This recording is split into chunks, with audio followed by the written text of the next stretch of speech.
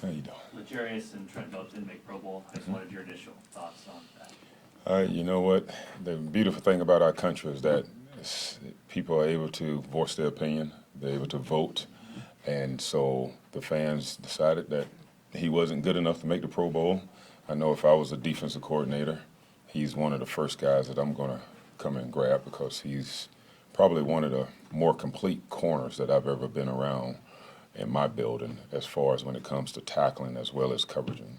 So I just told LJ even last night that, hey, no matter what happens, just always stay humble, stay hungry, and, stay positive and stay prayed up because, hey, your time will come. And he's the type of young man that he's not going to put the spotlight on himself. And that could be one of the reasons why, because he's not flashy or flamboyant. He kind of does his job and goes up under the radar. How did he take the news? To be honest with you, he hasn't talked about it, which is LJ's style, and hasn't said a word. And everyone else have made comments about it, but he hasn't said one word about it. So whatever of your guys aren't going to play this week, I'm assuming he's one, probably Trent and maybe Justin Reed. What's your advice to them on how to stay in it this week? How do those guys, Yeah, if you're not going to play, how do you kind of keep your head into the game? I think it comes back to Coach Reed and his leadership. So that's Andy's decision whether they are going to see however much playing time they're going to see. And so for them, what we've done all week long is that they've gone through the process as if we've preparing for the Super Bowl, meaning, as I've said before, we have two separate walkthroughs that we have all of our guys working. And so not one thing has changed this week as far as being out there at practice. And so keeping your head in it is really more so these young men have to understand that you're a professional football player. And you have to understand that if whether you play 60 snaps or whether you play 5 snaps, if you don't go out there and put your best foot forward, you can risk injury. And so every guy is ready to go. Every guy is going to be in a situation whereas, hey, if your number's called, make sure you go out there and perform. Dave, you were in the accelerator program back in Bay, and Yes, then sir. now you're trying to get involved. You're doing well with the defensive backs. Mm-hmm. Kind of a you question, but how much did that accelerator program maybe help you in terms of trying to determine your future and getting involved? Do you think that system works for guys like you? Yeah, I do. I think that, being able to meet all 32 owners at the Accelerator program in Minnesota, Minneapolis this offseason was an eye-opener for me as far as seeing the owners outside of our ownership cap on, so to speak. They were able to lay their hat down. And so being able to interact with the owners and being able to allow them to see who I am and my personality, I think it does nothing but build bricks for the next generation. And I told my son, who's a coach at Barton University, Devon, I said, I went there to lay a brick for you. I've been in this league for 27 years, all right, and I've been blessed. If God doesn't do anything else, he's done enough.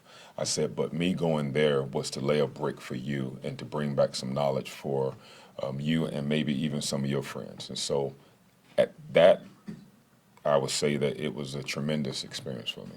Jumping off of that, Dave, Yes, sir.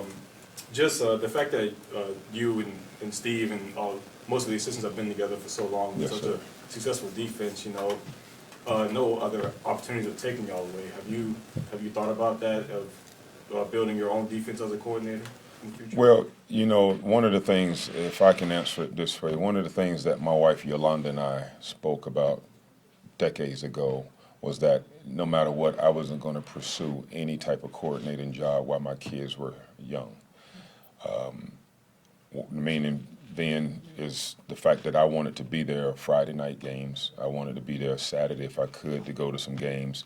And you can ask my wife Yolanda, she'll tell you the same thing. And so when that time arrives and if I'm afforded a position to be able to even go interview, I will consult with my wife and then we will take the next step. But right now, I'm focused on trying to make sure that I be the best defensive coach I can be for my guys. And a lot of guys think the grass is greener on the other side, and then all of a sudden you can go chase the money. But I've always told my young coaches that are around me, you want years of service. Years of service is more important than money because money is going to come and go. It's fleeting. And so, but honestly, you take that chair as a coordinator, you're responsible for the entire unit, and now some of your closeness goes away. And what we experienced in the defensive back room, and even when I was coaching linebackers, that bond that I've had with my players over the decades has been precious to me, and I don't want to lose that right now. So. Just for clarification, your kids are still young? You still young? I'm sorry, I don't know. Well, here's the deal. So I have, That window that's all right, open? that's all right. I have a 33-year-old, and then we have a 27, 25-year-old, and then my wife wouldn't stop chasing me. So now we have a 15 and a 17-year-old. So we waited 8 years, and so I had to start all over again. And so right now, we have a sophomore and a junior in high school here at Blue Valley, and so have a couple more years. Hey, I'm just saying, it's not my fault. So. I just wanted to ask you about Yes, sir. Shavarius that obviously didn't make it, and you're NFL long, just what you thought about seeing him make it. Interesting, Shavarius and I were talking last night. We text each other back and forth, and I congratulated him.